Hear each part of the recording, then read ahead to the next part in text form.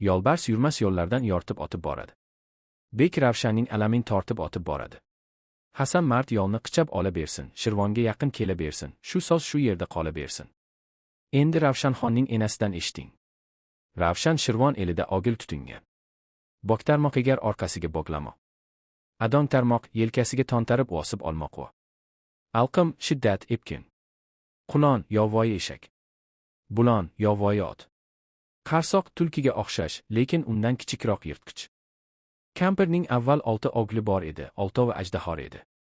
Har biridan Qoraxon podsho qo'rqar edi, 6 yerda qalaqorgon qilib turar edi. 6 ogli olib ketdi. Kampir bolalarning otiga kuyib yonib, ortanib, tutanib, jizigi chiqib qolgan edi. Ravshanbekni o'g'lim deb, olsam merosxorim deb qo'ygan edi. Bu ham podshoga bandi bo'lib, kampirning avvalgi alamlardan shunisi otdi. Ana shu kampirning katta o'g'lining bir nonxor polvoni bor edi, o'zi juda zor edi, urush-surish bo'lsa, menga barobar edi. U polvonning otini Aynoq kal der edi. Lekin o'zlari tort olgani edi, tortovi ham kal edi, bari ham boqinar edi. Kattasi Aynoq kal zor edi. Aynoq kal shunda edi, ot, tuya, arava ko'tara olmas edi. Doim bir yoqqa qochmoqchi bo'lsa, piyoda ketar edi. Ukalarning otlarini Jaynoq kal, Ersak kal, Tersak kal deb yuritishar edi. Jaynoq juda masxaraboz edi, har tusli bola berar edi. Agar birovni aldamoqchi bo'lsa, har tusli bo'lganda o'zining jorilari ham tanimas edi. Ersak kal shunda edi, oqshomlar qoliga kamonni olsa, qushni kozdan urar edi. Juda mergan edi. Tersak kal sinchi edi, yilqining tulporni suyagidan tanir edi, qilichning otkirini qinidan bilar edi. Kampir yiglab emranib Aynoq kalga bordi. Aytdi, Aynoqjon. Qarigan vaqtimda Xudo menga tagi bir gamni soldi, u bolalarimning gamidan ziyodaroq bo'ldi. Sen ilgari o'g'limning borida, davlatimning kopida mening oshnonimni kop yeding. Endi mening ishim senga tushib qoldi. Shu Ravshanbek bolamni ayirib olaman desang, sening qolingdan keladi. Aynoq aytdi, ho, eni. Aslo gam yema. Shu ogillaringning menda haqqi ko'p. Sening tuzingni men kop yeganman. Katta o'g'ling meni kop parvarish qilar edi. Endi shuning arvohi uchun ertaga maydonga kiraman. Ravshanni ayirib olaman. Shunday qilib, kallar maslahatni bitirib, shahardan xabardor bo'lib, borib kelib yura berdi. Erta muhlat tamom bo'ladi, Bek Ravshanni shu yerga olib keladi. Kallar tortovi barvaqt borib, gashtagini qilib, palovini yeb, choyini ichib, bahuzur dimogini choglab, ertaga qudaga kimga qo'y soyadi, deb tortovi o'tirib edi.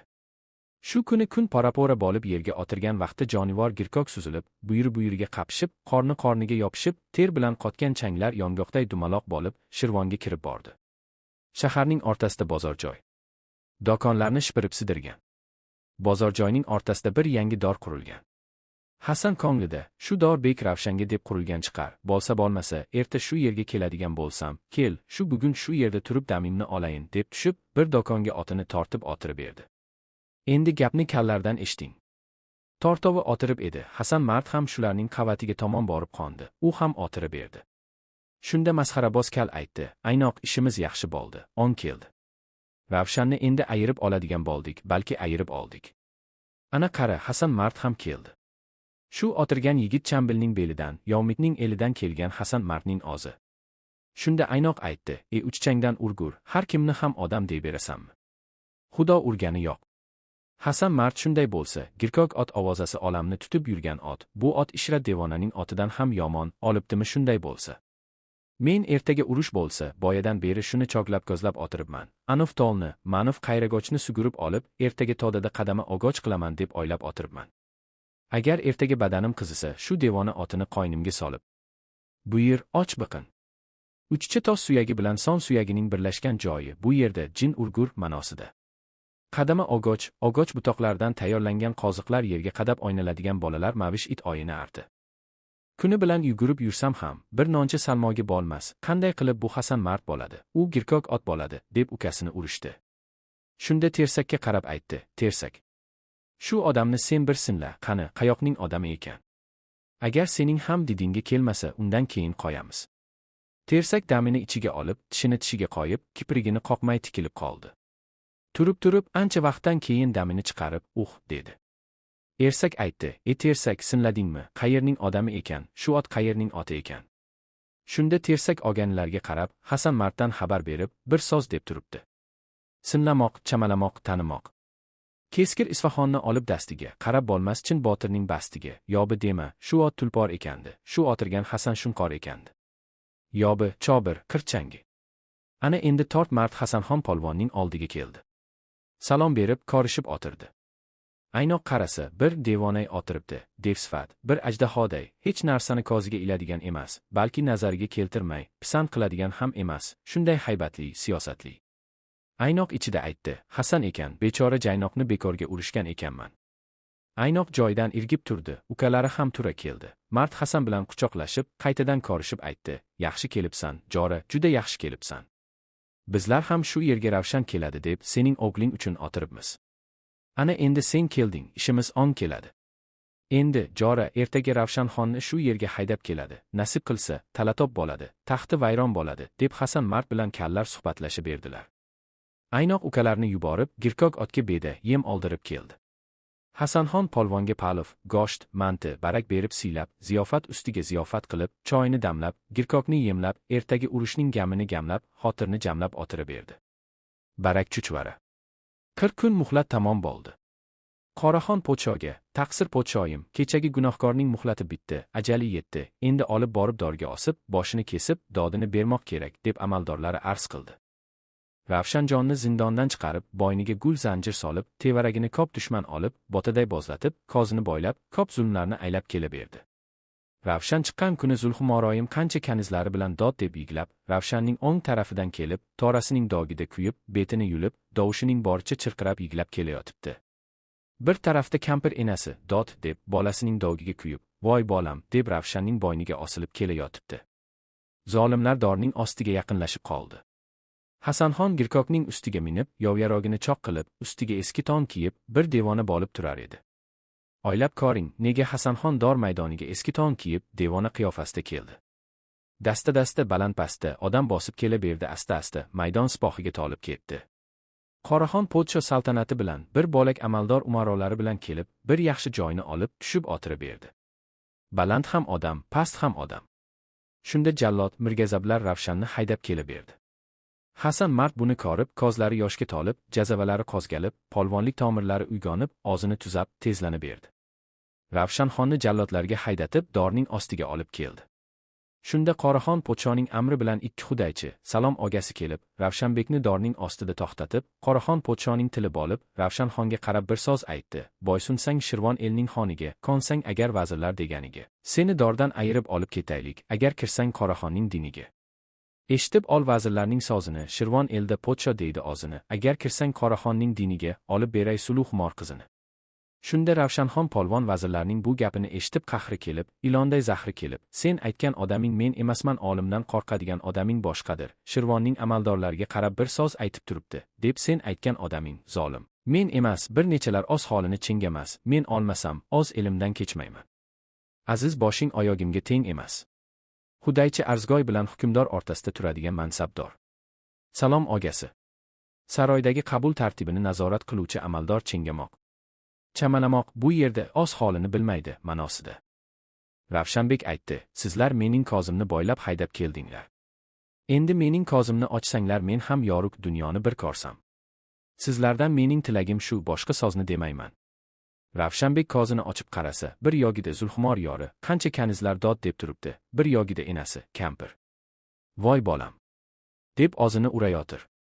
Shirvon eli katta-kichik, yaxshi-yomon, yugurib-chaqqon, qiz-u juvon odamning bari tomoshaga yigilgan, Ravshanbekka qarashib turibdi. Ravshanbek o'ng tarafiga qarasa, otasi Hasan mard polvon yo'lbarsday kelib turibdi. Ostida girkok oti, sherday haybati, qaynab gayrati, ko'zi yoshga tolib, ot qo'yayin deb turibdi. Otasini ko'rib, aslo dalaga chiqmagan bola emasmi, yiglab yubordi. So'ng hol-ahvolini bayon qilib, otasiga bir necha so'z aytdi. Asir tushgan holida bir yurtning podshosiga keskin gap aytishdan qo'rqmagan Ravshan nima uchun otasini ko'rganda yiglab yubordi. Uyquda boyladi nozik qolimni, sogindim, otajon, chambil elimni. Tor zindonda, vo ota. Deb yigladim, ko'rdingmi, otajon, mening holimni. Yo'lingga intizor bo'ldim, otajon, sensiz, ota, nochor bo'ldim, otajon, baloga giriftor bo'ldim, otajon, dushmanga xoruzor bo'ldim, otajon, bir kormoqqa xumor bo'ldim, otajon, Shirvonda juda xor bo'ldim, otajon. Mehribonim kelgan ekan, ming shukr, mendan xabar olgan ekan, ming shukr, tulporni yelgan ekan, ming shukr. Meni oldirmoqqa kelgan Qoraxon endi zolim olgan ekan, ming shukr. Ravshan 40 kunlik bandilikdan qanday saboq chiqardi? Hasan polvon og'zi olovda yonib, dudday tutanib turgan edi. Endi Martning gayrati kelib, jazavasi qozgalib, o'g'lining bu so'zlarini eshitib, bir nari tortib yubordi. Shu yerda turganlarning kopi etbetidan tushib, aqli shoshib, esdan adashib, ne botirman deganlari turolmay emaklashib, bari birday chuvlashib qoldi. Shunda Hasanxon girkokka qamchi berib, qilichini gilofdan sugurib, ot qoyib turibdi. Bir yoqda kallar ham choq turibdi. Hasanxon polvon kal joralarga qarab, otini maydonga haydab, bir so'z deb turibdi. Keling, kallar, keching jondan, umiding bo'lsa maydondan, siz bir yondan, men bir yondan, ot qo'yganimning ustiga. Oq qora bosh, yashil tuglar tikildi maydon ichida, Omirovli polvonlar yiqildi maydon ichida. Boz tuproqqa qirmizi qon sepildi maydon ichida. Ne g'ozallar qaddi yoyday bukildi maydon ichida. Oq badandan qizil qonlar to'kildi maydon ichida. Nayza tegib kirovkalar sotildi maydon ichida. Qilich kelar yalab-yalab, garib ko'ngil istar talab, ajalining kafan toni bichildi maydon ichida. Qirgi yurar qiyada, lochin yotar uyada. Tortkal ham qiladi Hasanxondan ziyoda. Endi koring aynoqni, masxaraboz jaynoqni, qo'shinning oldin oladi, yetganini soladi, kimga yetsa shu kallar, yetganda ikki bo'ladi. Hasan ishin ishladi, pastki labin tishladi. Yigilib kelgan qo'shinning kopini qirib tashladi. Og'zi qoldi, ko'proqga qo'rqib qocha boshladi. Daladagi zor kallar, turavor deb ushladi. Omirovli kakrakdor. Kirovka sovut ichidan kiyiladigan metal nimcha. Ajali yetgan. Yigilib qo'rqib elansa, oqshatib 3-4 mushtladi. Hasan vaqtin xushladi, ishni yaxshi ishladi. Ostidagi girkokni mard Hasan kishkishladi. Og'zin ochib girkok ot nechovini tishladi. Og'zi qirgani ozmidi, oti ham urush boshladi. Bu so'zni aytib turgan yov Tura qocha boshladi. Endi koring, Qoraxon bo'lib qoldi sargardon. Podshoga vahm tushdi, endi yuragi shishdi. Oti minib Qoraxon qo'shindan chiqa qochdi. Qoraxon shoh uzamay Hasanxon ko'zi tushdi. Girkokka qamchi qochdi, quvib keynidan tushdi. Og'zin ochib girkok ot Qoraxonga yetishdi. Endi Hasanxon polvon girkok otini yildirdi, zorligini bildirdi, quvib yetib ortidan Qoraxonni oldirdi. Sizningcha, nega voqealarning shiddatli tus olishi tafsilotlari she'riy yo'l orqali ifodalandi? Nasriy yo'lda ifodalansa, nimalar o'zgarar edi? Ana endi Hasanxon polvon Shirvon odamlardan omon tilaganlariga omon berib, qo'shinning u yoq bu yoqqa qochganlari yigilib, hammasi bir yerga uyilib, qilich, sadoqlarni bo'ynilariga solib kelib, Hasanxon polvonga elanib, yolvorib itoat qildi. El-yurt omon-omon bo'ldi. Shirvon kattalari, maslahatdor kayvonilar, kengashboshchilar Zulhumorni, Ravshanbekni, Hasan polvonni, Torti jorasi, Aynoq, Jaynoq, Ersak, Tersak kallarni izzat-ikromlar bilan shaharga olib jo'nadi. Endi Shirvon mamlakatiga shodiyona qo'ydirib, Qoraxon podshoning xazina-dafinalarini bo'shatib, elni yigdirib, ochni to'ydirib, yalangochni kiydirib, balabon, gijjak, karnay, surnay qo'ydirib, 40 kun to'y qilib, Zulhumoroyni Ravshanxonga nikoh qilib berdi. To'y tarqadi. Hasanxon polvon Shirvonning katta-kichigini yigib, shu Shirvonni kallarga topshirdi. Aynoq jorasini Shirvon shahriga podsho qildi, ukalarni vazir, mahram qildi. Zulhumoroyimni olib, Ravshanxon polvon yo'lga tushdi. Hasanxon boshliq necha kun yo'l yurib, qancha suvsiz chol yurib, ozgina emas, mol yurib, axiri Chambilga yetdilar. Otasi Goroglibek, enasi Yunus, Misqov parilar, Yorixon Dalli, 40 yigit jorasi bari oldiga chiqib, Hasanxon bilan, Ravshanbek bilan ko'rishib, hol-ahvol so'rashib, Zulhumoroyim bilan, necha kaniz qizlari bilan tanishib, izzat-ikromlar bilan Chambilga olib bordilar. Goroglibek elga odam qo'yib, Zulhumoroyimga to'y boshlab, 40 kun to'y qilib, qancha o'yin qilib, to'yni tarqatdi. Ko'p inom-ehsonlar bilan to'yni tamom qilib, murod maqsadlariga yetdi.